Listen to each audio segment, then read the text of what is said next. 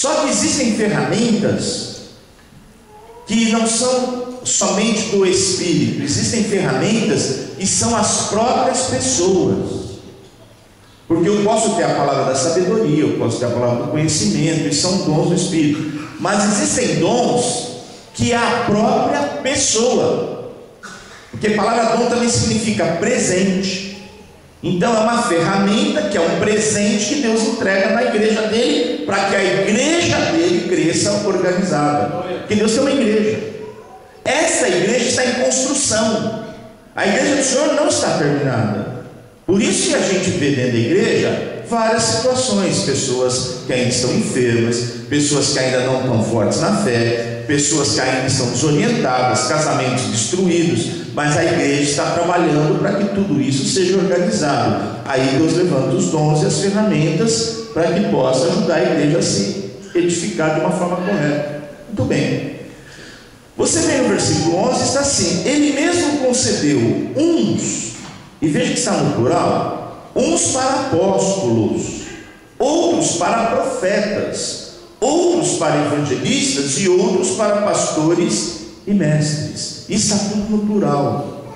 Quantos carpinteiros eu preciso para fazer o World Trade Center?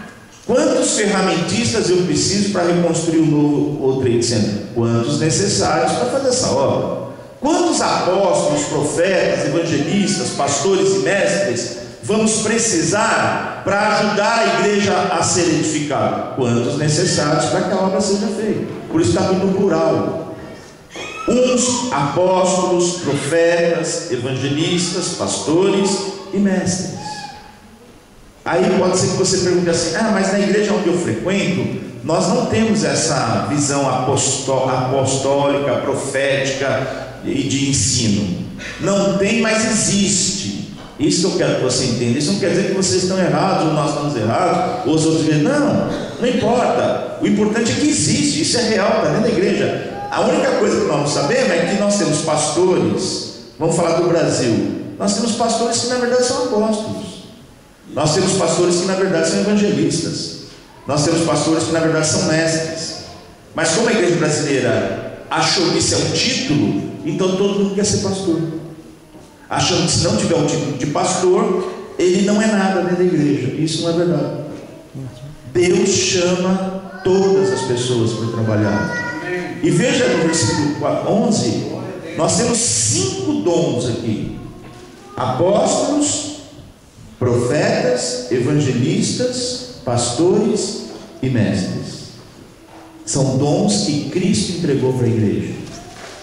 Quando você vê uma pessoa que tem uma chamada apostólica, profética, evangelística, pastoral, mestre, essa pessoa foi chamada por Deus para entregar a sua vida na igreja, para ensinar a igreja a fazer fundamentos apostólicos, proféticos, evangelísticos, pastorais e mestres. Esse é o papel.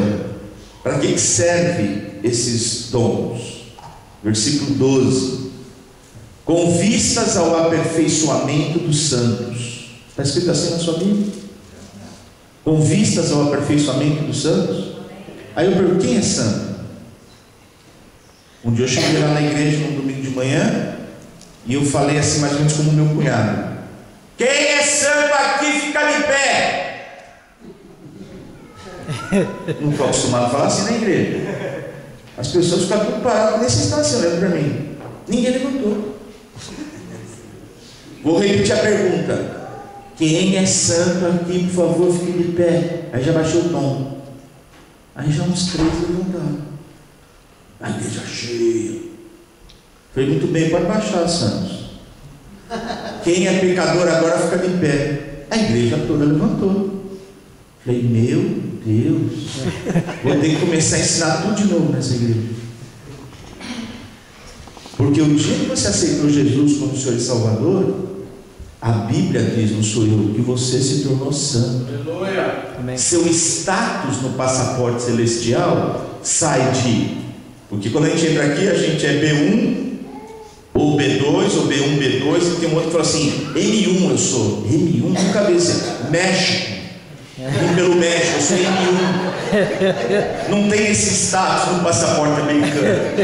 Mas você já viu que quando você vai no consulado e você vai se legalizando, você vai se arrumando, o seu passaporte vai mudando, ok? Muito bem, isso é o status, você muda de posicionamento. A Bíblia diz que quando você aceitou Jesus, no seu passaporte celestial está assim: santo. Porque só laranjeira que produz laranja, e é só santo que pode produzir obras de santidade. Aleluia. Se você não for santo, você não tem condição de produzir obra de santidade. E se é ano de colheita, você vai colher o quê? O que você vai colher? Você tem que colher o que o novo homem que está dentro de você pode produzir. E uma das coisas que o seu homem vai produzir é vida de santidade. Então, quem vai ajudar a aperfeiçoar os santos? Versículo 12: com vistas ao aperfeiçoamento dos santos, para o desempenho do seu serviço e para a edificação do corpo de Cristo. Então não é título, apóstolos, profetas, evangelistas, pastores, não é título, gente. São dons que Deus entregou na igreja para determinadas pessoas, e esses dons vão ajudar os santos a se aperfeiçoarem para o desempenho do serviço, porque todo santo tem serviço para fazer. Aí vem aquela história que eu acho que eu já preguei aqui. Ah, você está brincando? Você está querendo dizer que eu também tenho que trabalhar na igreja? Você pensa que é só o pastor, os presbíteros, o ministro de louvor, os músicos, as professoras das crianças que estão lá embaixo? Negativo.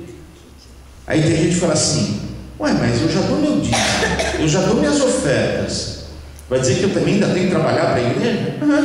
Mas eu falo: mas pastor também dá dízimo, pastor também dá oferta, ministro de louvor dá dízimo também, as professoras que estão lá embaixo dando aula também dão dízimo, oferta. Todo mundo foi chamado para trabalhar.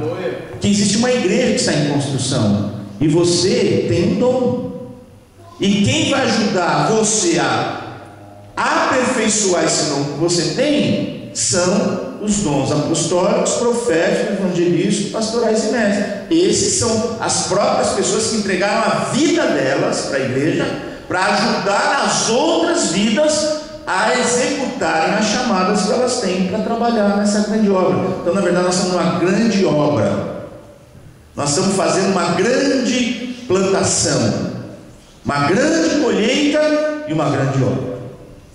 Então, agora a pergunta vem: até quando a igreja vai estar sendo construída? Você pode dizer isso para mim? Na visão que você tem hoje no seu coração, até quando você acha que a igreja do Senhor Jesus vai estar sendo aperfeiçoada? Até? Então você viu? Nós já temos duas posições: até a volta de Jesus, até quando necessário. As duas posições estão certas. Mas agora eu vou dar um exemplo para você. A igreja é a noiva do Senhor? Sim ou não? Sim. Sim. Você já casou? Sim ou não? Sim. Homem não deve ter observado, porque homem não observa nada. Mas a noiva, vou contar como é que foi o casamento da minha filha. Eu entrei com ela e eu fazia o casamento dela. Então, ao mesmo tempo que eu fui o pai da noiva que tinha que entrar lá embaixo, depois eu tinha que vir para a plataforma para fazer o casamento. Quando eu estou lá, a porta está fechada, eu não estou enxergando nada com ela. Eu estou vendo um monte de gente mexendo nela. Eu falei: ô filha, está na hora de nós entrarmos. As pessoas ainda vão mexendo em você? Pai, é a minha cabeleireira, é a minha costureira, elas estão me arrumando. Mas você teve um ano para se preparar, e ainda sua cabeleireira e sua costureira ainda está com você. Pai, você não entende nada. Elas vão ficar aqui comigo até a hora que abrir a porta, pai. E na hora que a gente começar a andar, elas ainda vão estar arrumando o meu véu. Gente, eu aprendi tanta coisa com esse casamento da minha vida. Você sabe até quando a igreja vai estar sendo preparada para encontrar o seu noivo? Até o último minuto que ela estiver aqui na terra. Quem ajuda? Apóstolos, profetas, evangelistas, pastores e mestres. E cada um de nós que temos os nossos dons e as nossas chamadas para poder aperfeiçoar a igreja. Então, até o último dia que nós estivermos aqui na terra, nós temos trabalho para fazer. E esse é o problema, que muita gente não consegue prosperar. Agora eu vou falar de prosperidade. Por que muitas pessoas não conseguem prosperar e a vida está indo para trás? Porque acha que vida cristã é vir domingo na igreja, assistir o culto da manhã, dar seu dízimo e sua oferta, e acabou sua responsabilidade com as coisas espirituais. Isso tem um outro nome. Isso não é vida cristã. Isso chama-se vida de religiosidade. E o que nós mais temos hoje, irmãos, é vida de religiosidade. Deus não quer isso para você nem para mim. Deus quer que você entenda o seguinte: lá no seu trabalho, lá na sua empresa, lá na sua escola, lá na sua casa, lá no daycare, é lá que você está trabalhando para Jesus. Lá é o lugar de trabalho. Aqui é lugar de adoração. Hoje nós vamos aqui para adorar o Senhor, para prestar culto a Ele, para ouvir a palavra dele. Aqui eu tinha um professor na escola, ele era um americano, ele falou assim: bem-vindo ao quartel-general. Eu, como quartel-general? Eu vim para estudar. A igreja é o quartel. E você já viu quando você chega no quartel, como é que é, né? Cada um chega de um jeito, cabeludo, barbudo, roupa mal feita. Entrou no quartel, depois do primeiro dia, todo mundo tem que fazer barba, todo mundo tem que se arrumar, todo mundo está na linha. Quartel é lugar de uma turma em ordem. Então a igreja é um local que a gente se encontra de tempo em tempo, e no nosso caso muitas vezes de semana a semana, para a gente colocar as coisas em ordem na nossa vida, para poder voltar lá no mundo, que estamos no mundo, mas não somos do mundo, para poder cumprir o papel que Jesus quer de nós, ser testemunha dele, e falar para as pessoas que nós encontramos Jesus, estamos vivendo com ele, e podemos dar testemunha para essas pessoas. É isso que Deus está chamando da gente. Muito bem.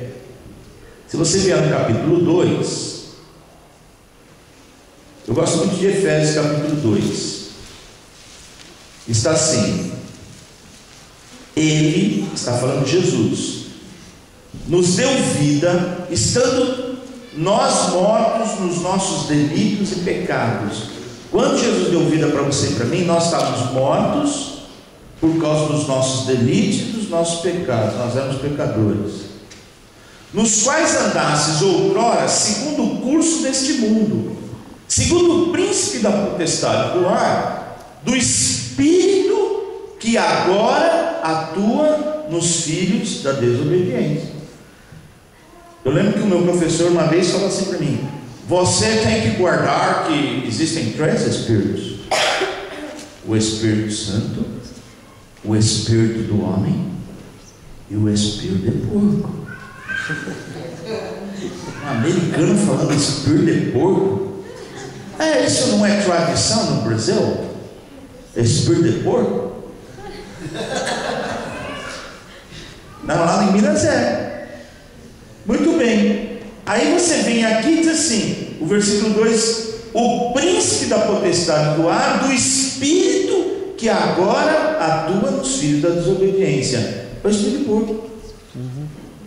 Muito bem. Entre os quais também todos nós, olha só, está falando de passado, andamos outrora, segundo as inclinações da nossa carne, fazendo a vontade da carne e dos pensamentos.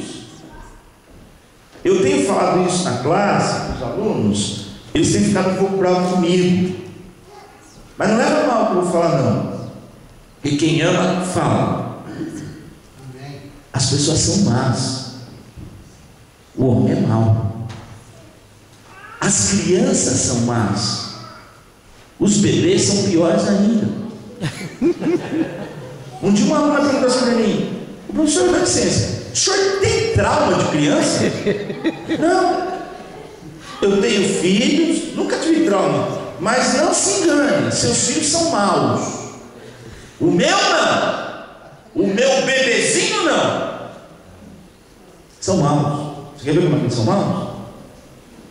Vá lá na classe das crianças agora e fala para a professora assim: dá licença, posso fazer uma consulta com a senhora? Vamos deixar a classe 3 minutos sem ninguém e vamos ficar do lado de fora olhando? Ela falou assim: você está louco, meu, eu não faço isso. Ah, é? Por que a senhora não faz isso? Porque eles vão agredir um ao outro. E se você for no berçário, é pior. Porque eles vão gatinhando, passa a mão assim, pum, e mete a mão no bebê. A minha filha, para minha filha parar de morder os bebês, nós vamos que morder ela. Agora você já imaginou se a minha filha bebê consegue apertar 911? Eu tô frito. Porque não pode. A gente não pode disciplinar filho nesse país. E no Brasil vai acontecer a mesma coisa. A Xuxa já está defendendo uma lei que vai ser aprovada agora. Você não pode encostar nos seus filhos. Muito bem.